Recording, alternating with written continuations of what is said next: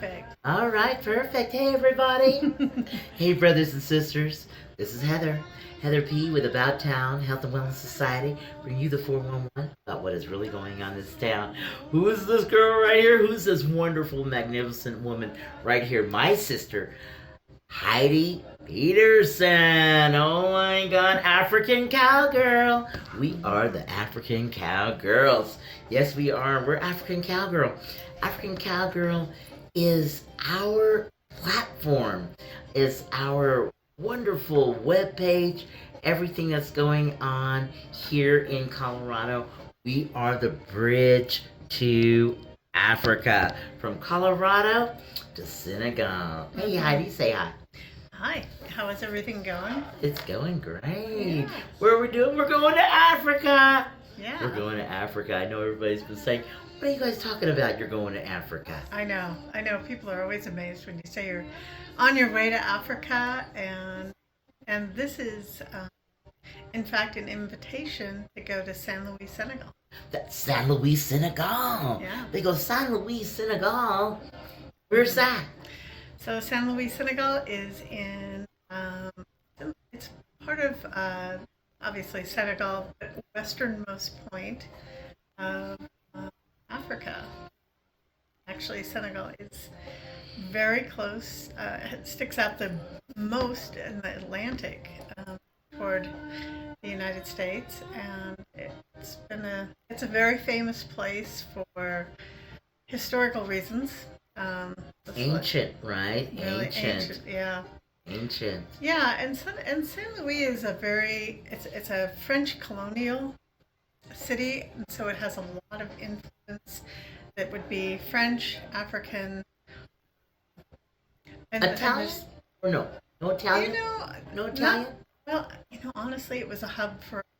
Actually, it was considered to be the capital of West Africa. Oh wow! At one Wow. point. Mm-hmm. Wow, the capital of West Africa.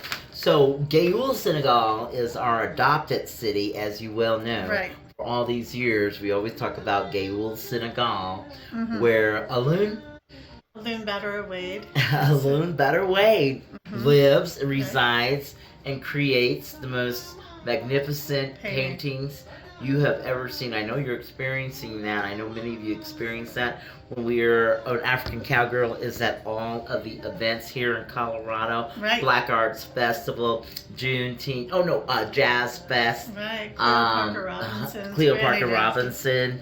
Mhm. Granny Yeah. dancers. Yeah. Is that right? And even this evening, an evening of Africa.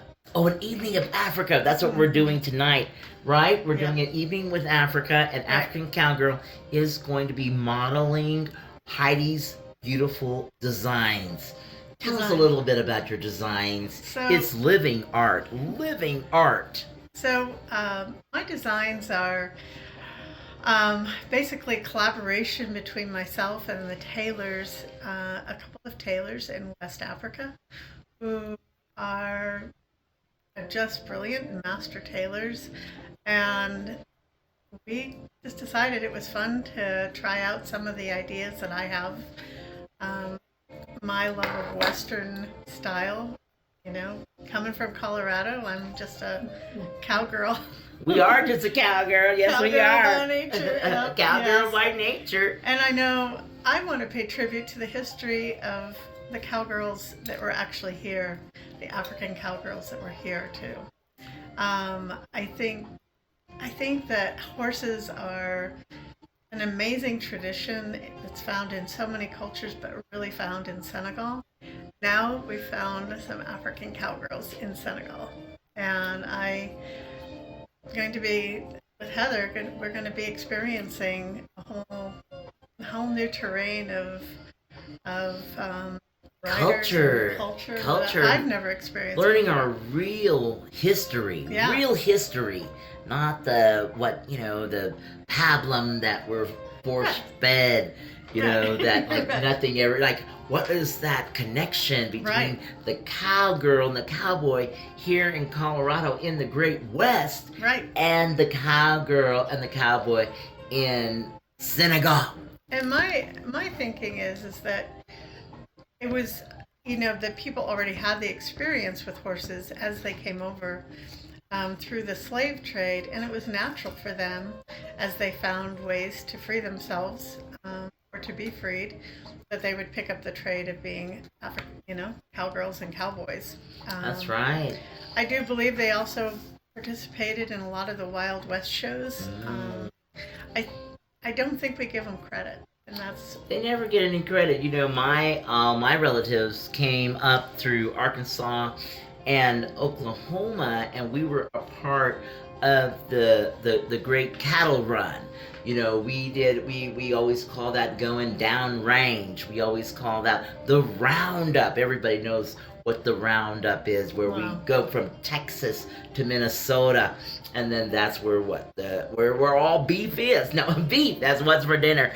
That is what is happening. But that cowgirl culture, was really implemented and created and designed and turned into something that was efficient. There was no cowboys in Europe, so we know that the white man who came here had no clue what a cowboy was. They didn't herd cattle. That's what the black people did. That's what we all did. We herded the cattle, and that's what African Cowgirl is all about. It's about finding those traditions and finding our roots.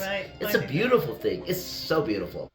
So beautiful. And the independence of women really resurrected out west, where everyone is a pioneer, and you had to be a pioneer and have that pioneer spirit. Picking up that spirit in Africa too, where women have often been seen as, particularly as I've seen in Senegal, the women, they don't always portray themselves as being the ones who are out on the range and doing some of the labor.